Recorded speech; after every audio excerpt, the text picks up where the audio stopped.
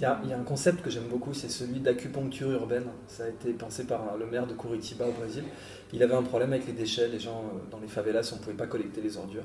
Et il a eu l'idée de génie de se dire, si vous m'amenez 4 cajots d'ordures, je vous donne un cajot de légumes.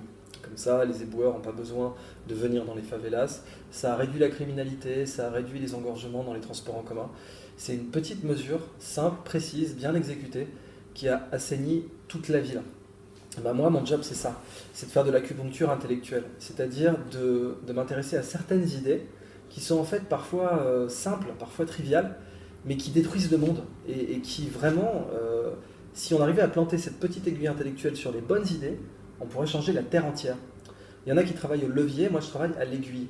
Tu vois, Archimède disait, si tu me donnes un levier assez long et un point d'appui, je pourrais déboulonner le monde.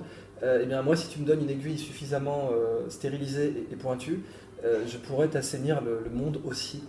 Et pour moi, les deux points sur lesquels je travaille, ce sont deux mensonges que la révolution industrielle nous a laissés, qui sont produire ou s'épanouir, il faut choisir.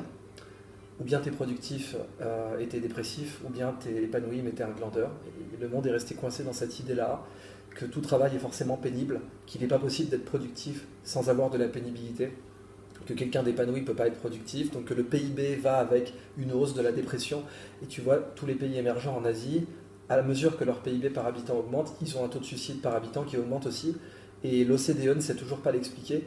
On reste coincé dans cette idée que la productivité, ça a un coût humain, mental, psychologique. Produire ou s'épanouir, il faut choisir. Ça, c'est le premier mensonge de la révolution industrielle. Le deuxième mensonge de la révolution industrielle, c'est nature ou emploi, il faut choisir. On ne peut pas avoir les deux.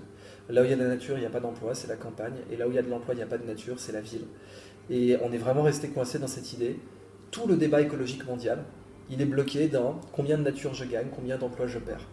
Et ce qui fait que Trump sort des accords de Paris, ce qui fait que Bush disait le niveau de vie des Américains n'est pas négociable, ce qui fait que la COP 21, on s'en souvient déjà comme celle qui est venue entre la 20 et la 22. Il y en a une 23e, il y en aura une 24e. C'est parce que la totalité du débat écologique aujourd'hui est coincée dans combien de nature je gagne, combien d'emplois je perds. Et qu'il n'est pas possible d'augmenter la prospérité en protégeant la nature, c'est-à-dire qu'on pense sincèrement que la nature va à l'encontre de la prospérité. Ben, ce soir, je viens planter l'aiguille en démontrant raisonnablement, rationnellement, mathématiquement, que la nature a une valeur économique remarquable, que c'est le meilleur modèle de prospérité sur Terre, et que préserver la nature, c'est augmenter notre prospérité. Que abolir le déchet, pas polluer moins, polluer zéro, peut nous rapporter encore plus, parce que déchet plus connaissance égale richesse, c'est l'équation de Gunther Pauli, mon mentor.